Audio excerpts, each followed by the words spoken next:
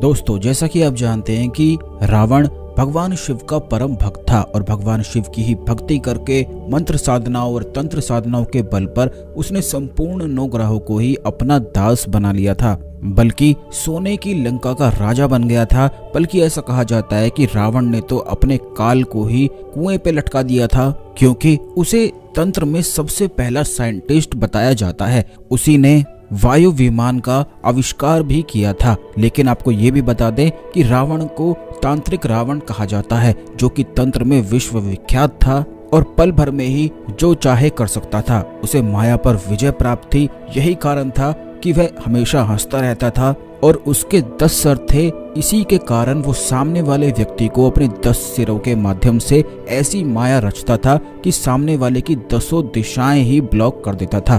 तो दोस्तों, आपको बता दें कि रावण द्वारा बताए हुए कुछ ऐसे खास प्रयोग, ऐसे कुछ खास मंत्र हैं जिसको अगर कर लिया जाए तो धन की परेशानी तो समाप्त होती ही है, बल्कि मनोकामना पूर्ति के लिए भी यह एकदम रामबाण और अचूक है। तो ध्यान से संपूर्ण वीडियो को देखकर इस जानकारी को प्राप्त करें, लेकिन उससे पहले वीडियो को लाइक करें, भगवान शिव को नमस्कार करें, ओम नमः शिवाय लिखकर कमेंट बॉक्स में। तो दोस्तों, आपको बता दें कि भगवान शिव की भक्ति के लिए रावण ने एक खास महल बनवा रखा था, जिसमें केवल वही प्रवेश करता था और वहां पर ऐसा कहा जाता है कि वह भगवान शिव से साक्षात बातें करता था। आपको ये जानकर भी हैरानी होगी कि रावण एक लेखक भी था, एक ज्योतिष आचार्य भी था, एक ब्राह्मण भी था, पंडित भी था, तांत्रिक भी था और एक बहुत बड़ा संगीतकार भी रावण को कहा जाता है। यानी कि वीणा बजाने का वह इतना शौकीन था कि पूरे दिन ही वह वीणा बजाता रहता था। जब भी उसे खाली समय मिलता था तो केवल वीणा बजाते हुए ही अपने खाली समय को व्यतीत वह करता था।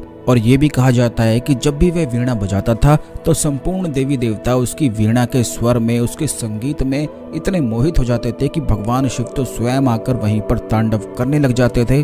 तो यही कारण है कि उसके बताए हुए जितने भी प्रयोग होते हैं वे बड़े ज्यादा तीव्र होते हैं, खास होते हैं, क्योंकि वह संपूर्ण चीजों में जानकारी रखता था। तो दोस्तों, आपको बता दें कि अगर आपकी कोई खास मनोकामना है या आप चाहते हैं कि धन प्राप्ति के अवसर आपको प्राप्त हो, धन के सभी ब्लॉकेज आपके जीवन से हट जाए, तो आपको 2 अलग अलग क्रियाएं करनी है। यानी कि मनोकामना पूर्ति के लिए अलग तरह से किया जाता है, वहीं दूसरी ओर धन प्राप्ति के लिए अलग तरह से किया जाता है। पहले मनोकामना पूर्ति के लिए आपको केवल इतना करना है कि आपकी एक मुट्ठी में जितने चावल आते हैं, इस बात का आपको ध्यान रखना है कि जो चावल जिस पर कवर लगा हुआ होता है, उन्हीं चावलों का केवल इस्तेमाल आपको करना है। वैसे चावल आपको बिल्कुल भी नहीं लेने हैं जो छिले हुए होते हैं, जो घर में खाते हैं, उन चावलों का प्रयोग इस्तेमाल आपको नहीं करना है। मूंजी वाले चावल उन्हें कहा जाता है, वही चावल आपको लेने हैं। रोज मात्र एक मुट्ठी में जितने चावल आपके आते हैं अपने घर से मुट्ठी भरकर लेकर जाना है और इस मुट्ठी को मंदिर में जाकर भगवान शिव के शिवलिंग पर ही खोलना है।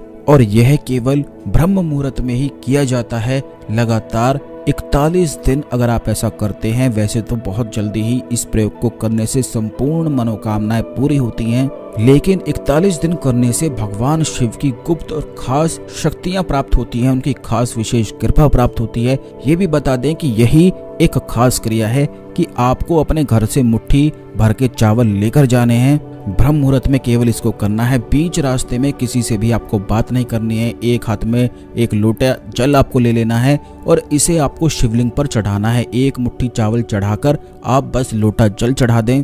ये ऐसा संपूर्ण तंत्र प्रयोग है जो भगवान शिव की विशेष कृपा की प्राप्ति कराता है और इतना सरल है, बस इसमें थोड़े डेडिकेशन की आवश्यकता पड़ती है और ये डेडिकेशन भगवान शिव के भक्तों में ही मिलता है। भगवान शिव के भक्तों के लिए ये कोई बड़ी बात नहीं है, वह तो ऐसे ही इन चीजों को करते ही रहते हैं। लेकिन ये जो खास क्रिया हमने आपको बताई है कि मुट्ठी केवल शिवलिंग पर ही जाकर फिर घर से बंद करके खोलनी है। अगर आप चाहते हैं कि धन के लिए विशेष रूप से इस प्रयोग को किया जाए तो आपको ध्यान रखना है कि फिर आपको मुट्ठी में एक इलायची भी बंद करके रखनी है। लेकिन अगर आप चाहते हैं कि मनोकामना पूर्ति के लिए इस प्रयोग को किया जाए तो फिर आपको लौंग रखनी है।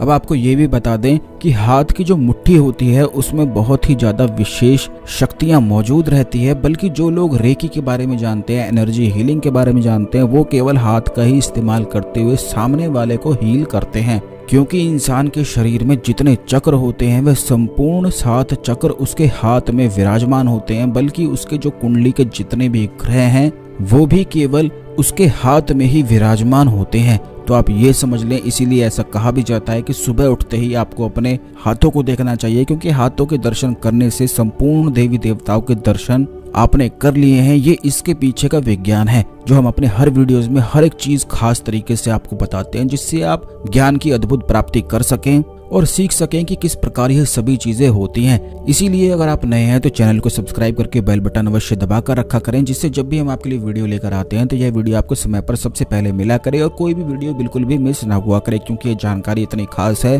कि जब आप खास जानकारी को जानते हैं तभी केवल खास प्रयोग आपके लिए कार्य करता है। तो दोस्तों, जैसा कि हमने आपको बताया है कि हाथों में संपूर्ण 7 चक्र होते हैं, संपूर्ण ग्रह मौजूद रहते हैं, बल्कि सिर्फ हाथों को देखकर ही किसी भी व्यक्ति की किस्मत का भी पता लगाया जा सकता है। जिन लोगों के हाथ थोड़े खुरदुरे होते हैं या जिन पर धारियां बहुत ही ज्यादा अधिक स्पष्ट रूप से दिखाई देती हैं, तो ऐसे लोगों की किस्मत थोड़ी कमजोर होती है। वह अपने पूरा जीवन ही मेहनत करते रह जाते हैं, लेकिन जिस चीज को वह चाहते हैं उस चीज को प्राप्त नहीं कर पाते हैं। और उनकी एक खासियत ये भी होती है कि वो तो सबकी मदद करते हैं, लेकिन जब उन्हें मदद की आवश्यकता पड़ती है तो कोई भी उनके लिए नहीं होता है। ठीक इसी प्रकार जिस व्यक्ति के हाथ कोमल होते हैं, थोड़े से लाल गुलाबी होते हैं और उसकी हथेली थोड़ी उभार लिए हुए होती है, तो ऐसा व्यक्ति किस्मत का बहुत ज्यादा धनी और बलवान होता है। वह जिस भी चीज में हाथ डालता है उसे निश्चित सफलताएं मिलती हैं। तो दोस्तों, आप इस बात का भी ध्यान रखा करें कि जब भी आप शिवलिंग पर कुछ चढ़ाते हैं तो आपको अपने दोनों हाथ कुछ देर के लिए शिवलिंग पर रख देने चाहिए और उस समय आंखें बंद करके भगवान शिव का ध्यान करते हुए ओम नमः शिवाय का जाप करना चाहिए। लड़कियों को ओम शिवाय नमः का जाप करना चाहिए, क्योंकि ऐसा करने से जो आपके 7 चक्र हैं, जो आपका ऑरा है, जो आसपास आपके नेगेटिव ऊर्जाएं हैं, जो नेगेटिव शक्तियां हैं, उसे शिवलिंग सोख लेता है और आप में दिव्य शक्ति का संचार होता है। इसी खास क्रिया को खास ब्रह्म मुहूर्त पर करने से व्यक्ति धनवान तो बनता ही है, बल्कि ज्ञानवान भी बन जाता है। आपको ये भी बता दें कि जो व्यक्ति धनवान होता है तो उसके धन को तो छीना जा सकता है, लेकिन जो व्यक्ति ज्ञानवान है उसे किसी भी प्रकार से उसके ज्ञान को नहीं छीना जा सकता है, बल्कि अगले जन्म में भी वह उसी ज्ञान के साथ जन्म लेता है। इसीलिए ज्ञान को सबसे बड़ी संपत्ति और सुख कहा जाता है। इसके बल पर इंसान कुछ भी प्राप्त कर सकता है और ब्रह्म मुहूर्त में रावण रोज इसी क्रिया को करके ज्ञानवान बन गया था। आपको ये भी बता दें कि जो ब्रह्म मुहूर्त का समय होता है उस समय पृथ्वी और ब्रह्मांड का कुछ खास कनेक्शन होता है, जिसमें शक्तियों का संचार होता है। यानी कि इस प्रकार से कहा जा सकता है कि स्वयं पृथ्वी और पृथ्वी की जितनी भी चीजें हैं वह ब्रह्म मुहूर्त में ही ब्रह्मांड से शक्तियों को प्राप्त करती हैं। तो अगर शिवलिंग पर ही हाथ रखकर इस प्रकार ब्रह्मांड की शक्तियों को ग्रहण किया जाए और रोज किया जाए, तो फिर ऐसी कोई भी मनोकामना उस व्यक्ति के लिए नहीं होती है जो उसकी पूरी ना हो। यह इतनी ज्यादा खास क्रिया है कि जिस प्रकार हमने आपको बताया है उसी प्रकार केवल आप करते हैं तो निश्चित ही अगले दिन से इसके प्रभाव को देखेंगे। सबसे पहला लाभ तो इसका आपको ये मिलेगा कि जिस दिन आप इस प्रयोग को करेंगे, इस क्रिया को करना शुरू करेंगे, उस दिन आप खुद नोटिस करें कि कोई भी चीज आपको विचलित नहीं कर पाएगी, कोई भी दुख आपको पकड़ नहीं पाएगा। इस संसार में तो दुख हर जगह मौजूद है ऐसा कहा जाता है, लेकिन जो व्यक्ति उस दुख को कुछ भी ना समझे